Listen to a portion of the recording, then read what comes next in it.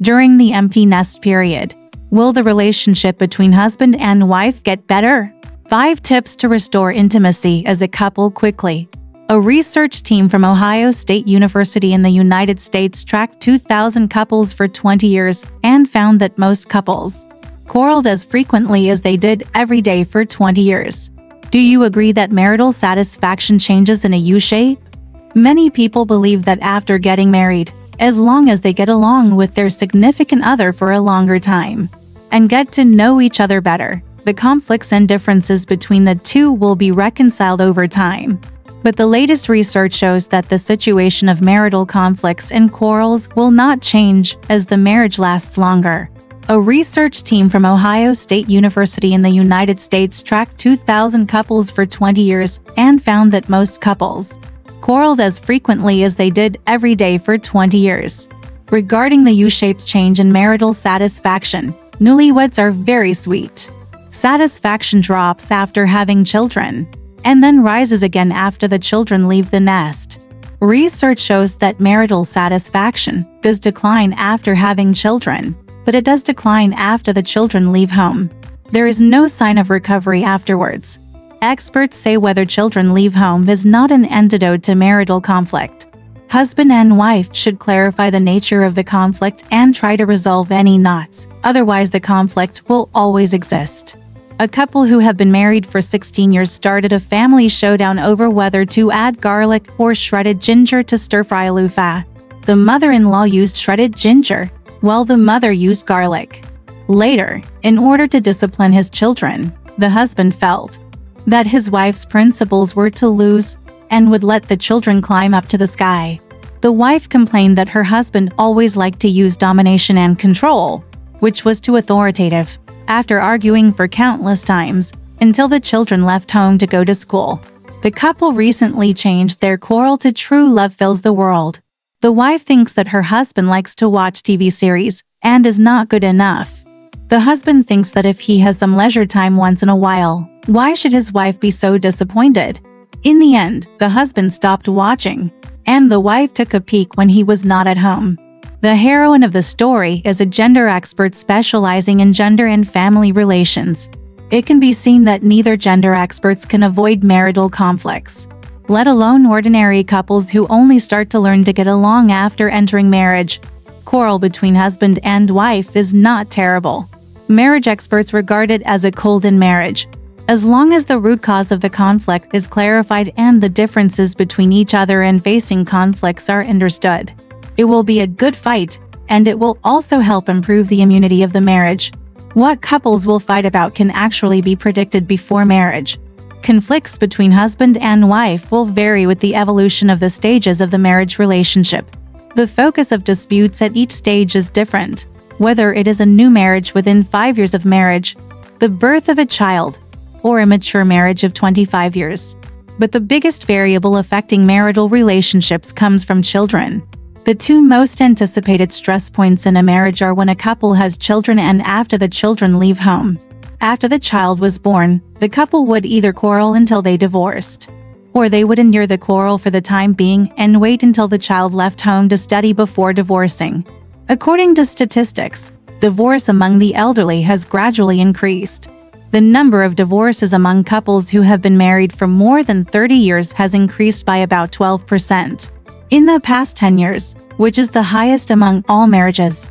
So, what are you and your significant other arguing about? There is nothing new under the sun, and couples all over the world are always quarreling over old-fashioned reasons. Hear from a marriage expert as he reveals 10 reasons why couples fight. The first stage, the wedding period. As the saying goes, marriage is the grave of love. From a statistical point of view, there seems to be some truth. Analyzing the logarithm of divorces, nearly 31% of the people were married within 5 years, which is the highest among all marriages. How can we get divorced when we are only in the honeymoon period of marriage? Because they got married and lived together, the two entered the nesting period. At this time, the degree of infatuation with each other decreased, and the problems that were suppressed during love began to surface. There were 3 focuses of quarrels, mainly around their differences.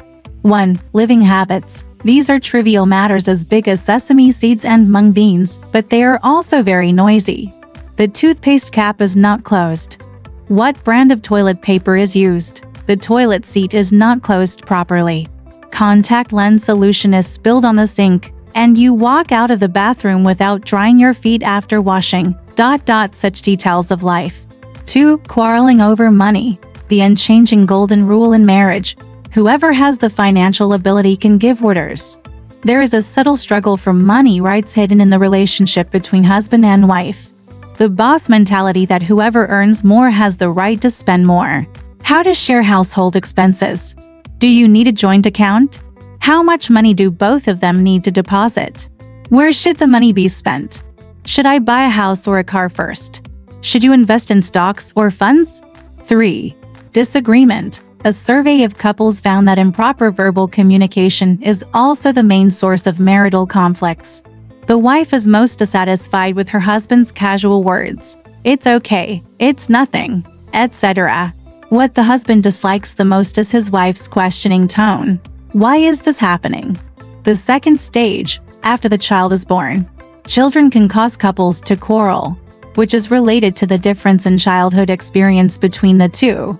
People often unconsciously project childhood shortcomings or self-perceived good experiences onto their upbringing. However, the different childhood experiences of husband and wife lead to different expectations for their children. If the other party's parenting model may destroy their own expectations for their children, conflicts will also rise. From the time the children are infancy until they leave home to go to school at the age of 18. There are 5 main topics for quarrels between husband and wife. 1. The triangular relationship between mother-in-law, daughter-in-law, and grandson after the birth of a child. The problems between mother-in-law and daughter-in-law no longer rise from the husband, but from the child. For example, differences in parenting concepts, jealousy of parents-in-law for the sake of children, etc. The mother-in-law and daughter-in-law have evolved into a more complicated triangle relationship between mother-in-law, daughter-in-law, and grandchildren. The wife's negative emotions towards her husband's family had nowhere to vent, and they were all directed towards her husband, causing tension in the relationship between the couple. 2. Disagreement over raising children. When the children were young, the two quarreled over which brand of milk powder the child should drink, whether the child should be sent to a small clinic or a large hospital when sick, and other lifestyle care methods. It was time to go to school, and we started to argue about whether it was better to go to a private school or a public school, and what talent classes to take. Other parenting methods for behavioral problems, such as children's tendency to talk back, often lead to quarrels between couples. 3. Sexual relations. After the child is born, many people feel that it is very uncomfortable to be intimate with the husband when the baby is sleeping next to him, and couples begin to argue about how often can they have sex. In marriage consultation cases, most husbands complain that their wives are not enthusiastic about having sex, and always say in a disappointing way, "I'm tired," or "What if the child suddenly wakes up?" The husband always feels that the number of times of sex is not enough, and the wife it always feels like too much. 4. Comparing each other's efforts, or whose work is more important. After having children, women have to bear 3 times more housework than men. Both men and women want to contribute less to housework. If one party does not do it, the other will withdraw. Couples begin to care about who should take care of the children. The division of housework and child-rearing responsibilities has become a common source of marital conflict. Society's understanding of the roles of men and women still allows the husband to contribute to the household and the wife to take care of the housework. When the wife cannot take care of both housework and official duties, they will start to argue about whose job is more important and who should focus more on housework. 5. Appearance or weight. My wife is busy with housework and work all day long. Even a good night's sleep is a luxury, and she doesn't care whether her hair is combed or whether her clothes match her well. Unexpectedly, my husband criticized me. "You look too old-fashioned when you dress like this, and you seem to have gained weight recently." A man's casual remarks will make his wife complain frequently. "I am not all for this family. In addition, people will inevitably gain weight in middle age. If one party keeps forcing the other to lose weight or exercise, it will easily lead to resistance or quarrels. The third stage, mature marriage. For 18 years, all I have been thinking about and talking about is my child. Once the child leaves home, the person on my pillow may seem familiar, but in fact, he is a stranger. The couple had grown tired of each other from looking at each other when they were young. Marriage experts believe that women's empty nest period and men's midlife crisis are the causative factors of mature marriages.